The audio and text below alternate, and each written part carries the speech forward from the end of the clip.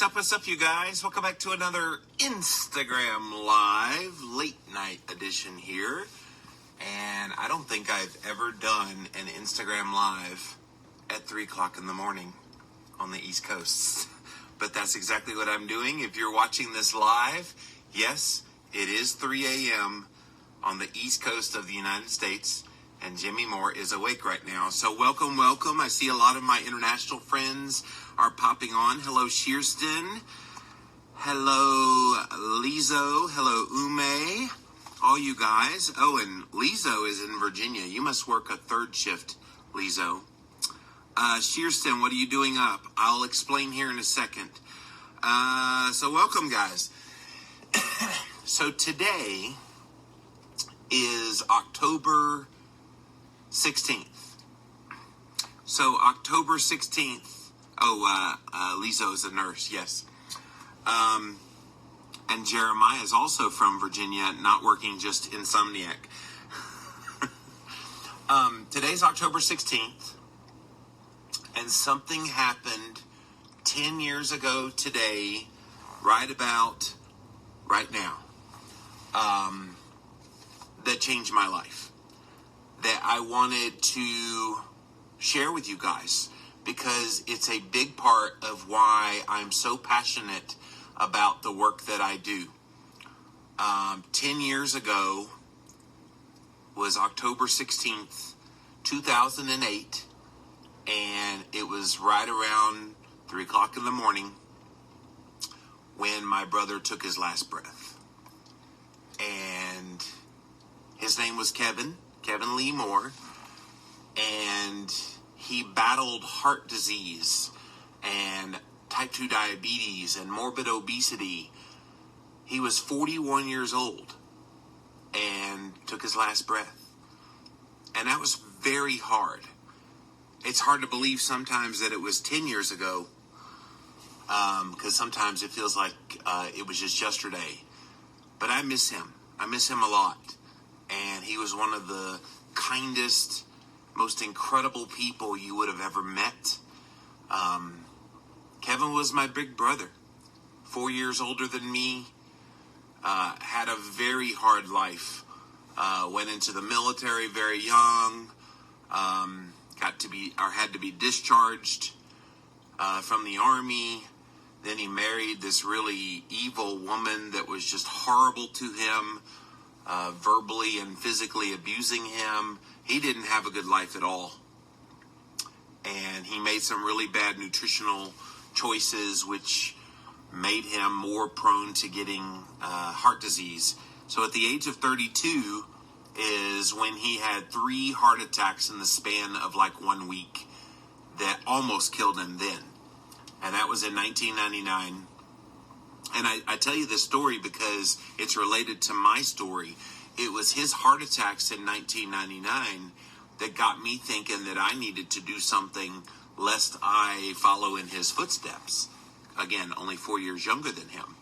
And so if you're just joining us, I'm up at 3 o'clock in the morning doing an Instagram Live because it's exactly 10 years ago right now that I lost my brother Kevin to heart disease, morbid obesity, and type 2 diabetes. And I wanted to honor him today. And I'm surprised I'm not crying, because usually I start talking about my brother and I break down, but I think I'm getting better at it now that it's been 10 years. You still don't ever get completely over it, ever. But I can talk about him without totally breaking down anymore. But so he had a series of heart attacks in 1999 that really diminished his heart function and heart ability. I want to say that after those heart attacks, it got down to somewhere around 20-something% of his heart function. So barely was able to keep a heartbeat. He eventually had to have a defibrillator put in, and he had the defibrillator in. Something was malfunctioning with it the week that he died 10 years ago, and he was in the hospital when it pretty much failed him. and then they stuck him on life support. And of course, everybody was called in. The family was called in to be with him, and we got to be there for his final few moments in life. And there was some interesting things about that year. Hospice had been called in earlier in that year because they knew his heart wasn't doing very well, and the pacemaker was giving him trouble. So Christine and I made the trip to Pensacola, Florida, which is where he lived. My mom and my sister still live there. And we got to spend about a week where every day we hung out with him.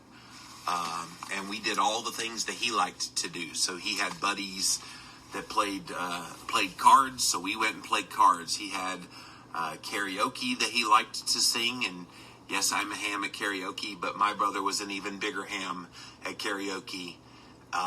Although he sang country music, and I despise country music. Blech.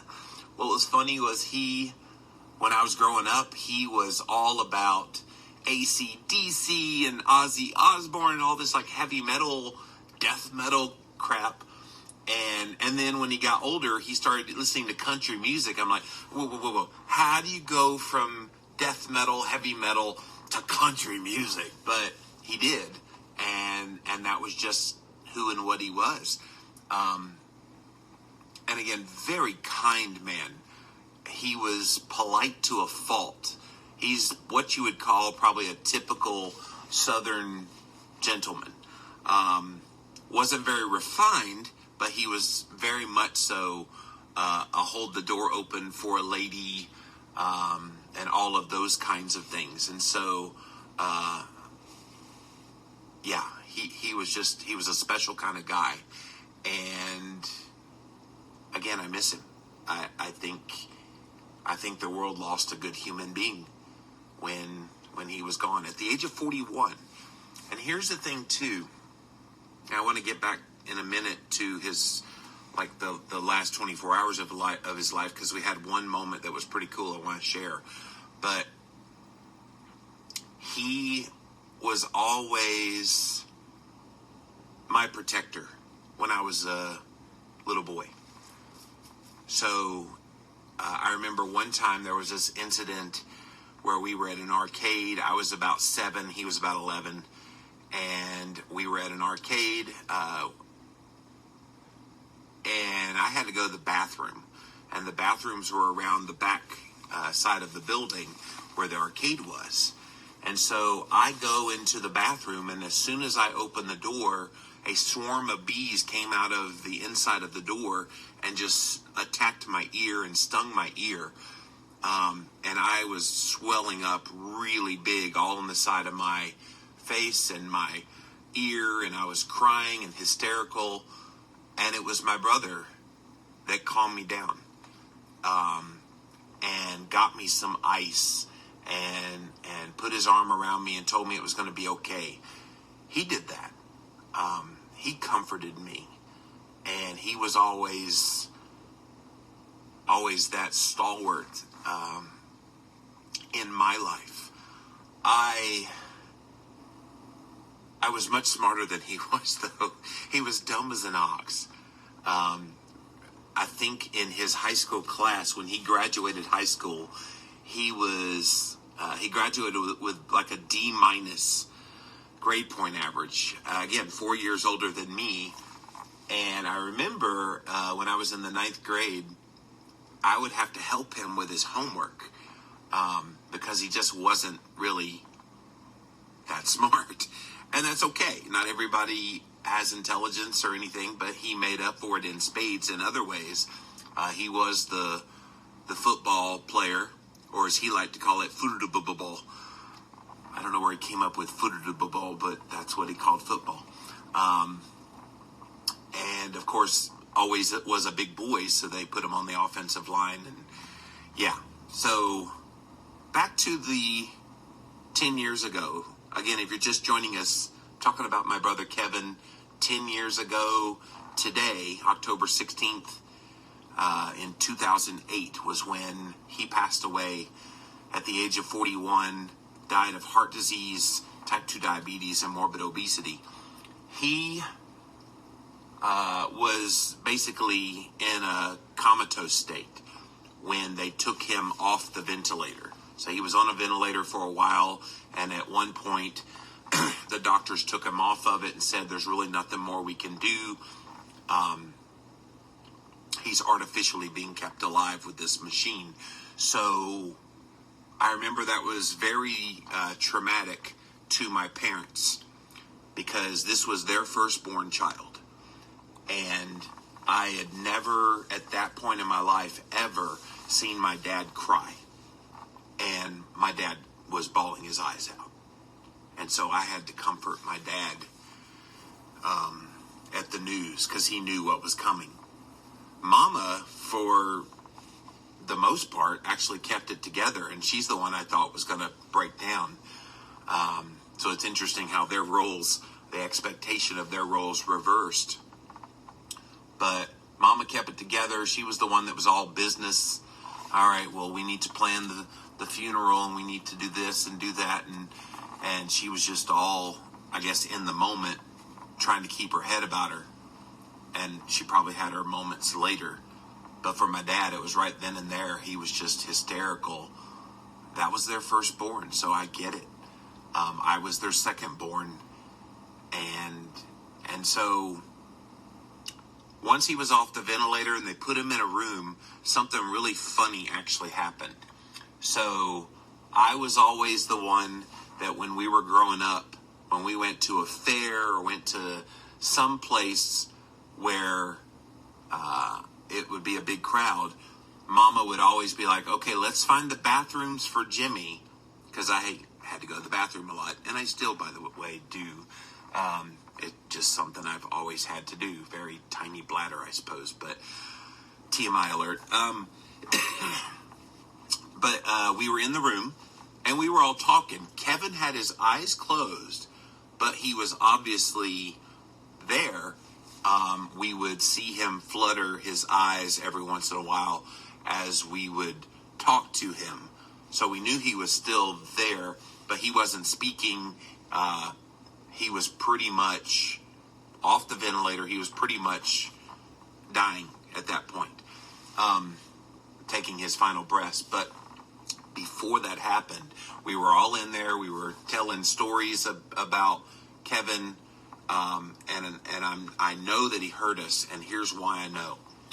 So at one point, I had to go to the bathroom, surprise, surprise, and when I was trying to get out of the bathroom, I couldn't open the door, and so the door was stuck for some reason, and finally I was able to get out, and Beverly, my sister, who is 2 years younger than me, 6 years younger than Kevin, she cracked a joke and she said, hey, Kevin, Jimmy got locked in the bathroom again.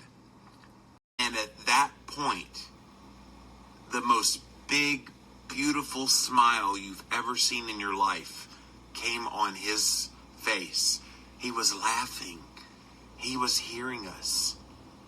And I think God gave us that moment to let us know that he was hearing us, that it was a goodbye at that point, because we wasn't sure if he was still with us. But when you could see it just as plain as day. And I pulled out my camera real fast, and I was trying to take pictures. And somewhere I have that picture. Maybe I'll try to post it on Instagram later.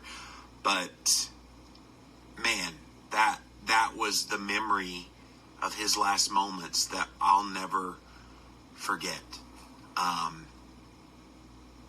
And it was just 7 hours later he died.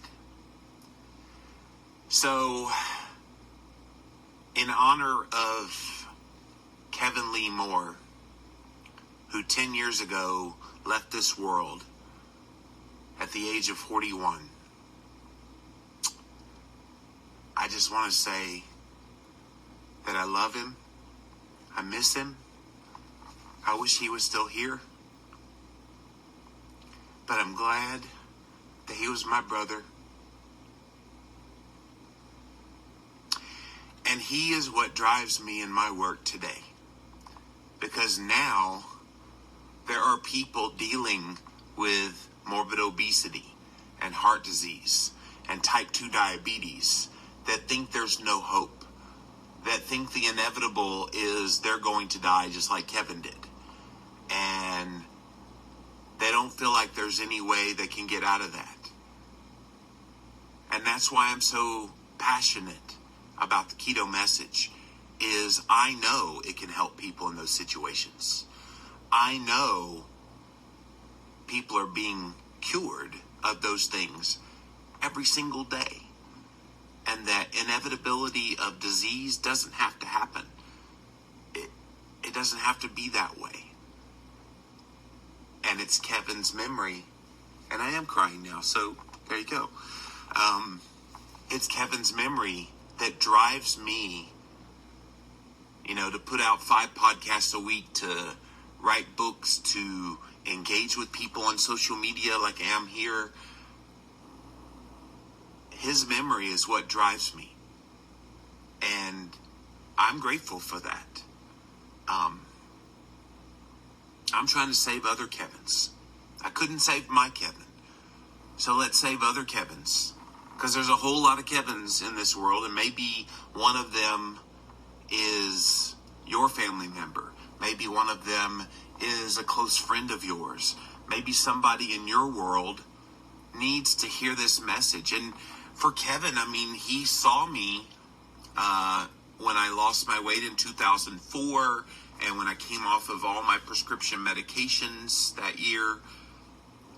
And he heard me, and he actually tried a low-carb diet for a little while, and he did pretty decently well, lost a little weight and felt good, but then he didn't stick with it, and he went back to his old way of eating. And again, he was in a very abusive relationship with his wife. It wasn't a pretty life that he had to live. So he had so many things going on, and food was his comfort. And a lot of people still use food as their comfort. And I don't blame him. At least he did food and not drugs and alcohol, which usually leads to much worse things than food. But food killed him. The foods that he chose to eat were the inflammatory ones, were the ones that were increasing his blood sugar and insulin levels. And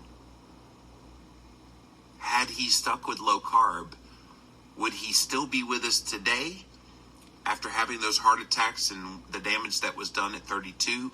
I don't know. I don't think so. But it would have extended his life.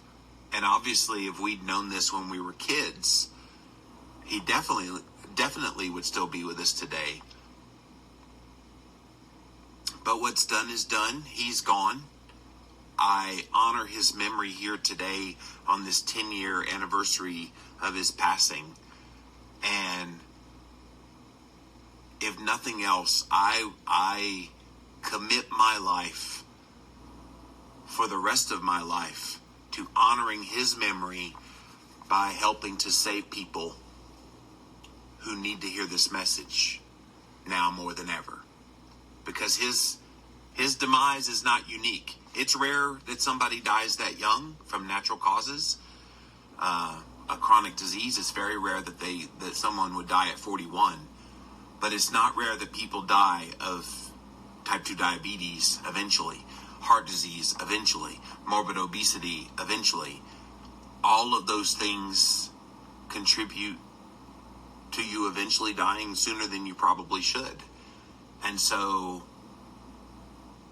let Kevin's example be the reason why you are passionate about sharing with other people. I look at people every single day, and my heart bleeds for them, especially when you're in a grocery store, or like I was in Sam's Club yesterday, and they had this big display of sugar and flour, white flour, right next to each other, as if that's supposed to be normal. That's not normal. That's disease promoting. And I will continue to blow that trumpet hard for the rest of my life so that people realize just how negatively impactful those things are on their health. Well, that's it, guys. All that I had to say. But October 16th is a special day in my life because I lost one of the great human beings in my world, in my family, in my brother Kevin. So, 3 o'clock in the morning. I don't ever do this, but today it was amazing because I didn't plan to do this, you guys. I went to bed somewhere around 8:30-ish. I think I finally got to sleep around 9. And then I was wide awake about 12:30. And I couldn't for the life of me figure out why I was awake. And then suddenly, today is the 10-year anniversary. My body knew. My body knew that Kevin needed to be honored, and I needed to think about him. And I'm glad I got to share this with you guys here today, even if it is sitting in a parking lot in my car at 3 o'clock in the morning. And if you're watching on the replay, thanks for hanging with this, and thanks for watching. But thank you guys for being here. All my international friends that are watching, and my the people who work late night shifts. Thank you guys for watching live. I'm going to see some of your comments. You're doing great. Hugs to you. Thank you, Shearston. God bless you. Sending you lots of love. Thank you, Round To It. What an amazing way to celebrate his life. Thank you, Lizo. That's so wonderful. I'm glad you got to spend some quality time with him before he passed. Yeah, that was so awesome. I still remember he did some country song. Again, I hate country music. So in the karaoke. And then I got to sing You Are So Beautiful to Christine, who was there. And by the way, Kevin loved my wife. I mean, he thought Christine hung the moon. And I don't disagree with him, by the way. But he just adored my choice in wife. And so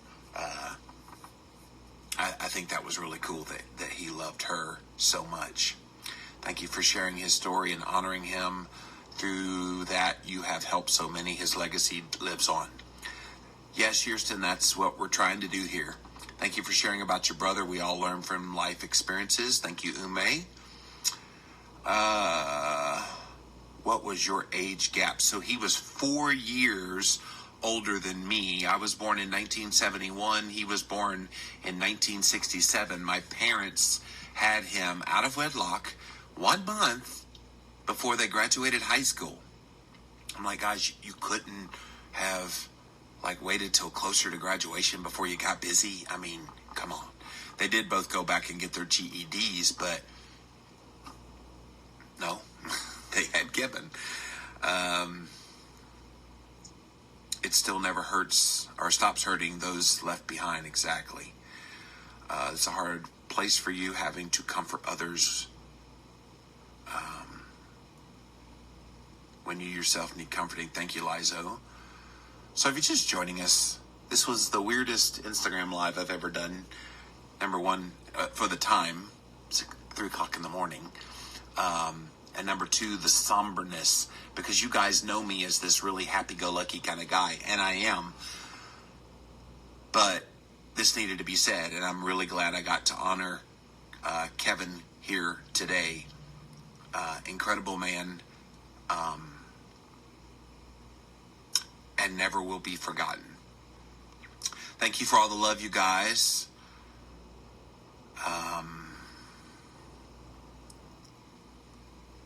I'm headed to bed now. Round To It says, yeah, I probably should try to go back to sleep here soon because it is incredibly early and I've been up since 12:30.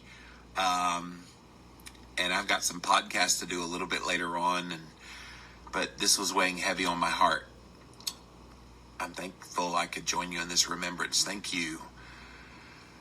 Christine hung the moon. Yes, she sure did. And he could see it, so. All right, guys, I'm going to pop off of here, but thanks for letting me pour my heart and soul out to you guys today and cry a little bit on camera as I honor my brother. Again, his name, Kevin Lee Moore. And it was October 16th, 2008, at the age of 41, that he took his last breath. And here we are 10 years later, almost to the hour that he died. And I wanted to honor him. So hopefully we've done that here today. God bless you guys. Shearson's telling me to go get some sleep. I'll probably nap a little bit somewhere along the way. But I'm glad I got to share this with you guys. And again, if you're watching on the replay, thanks for hanging with this and thanks for all your support. And we'll talk to you guys again real soon. Bye.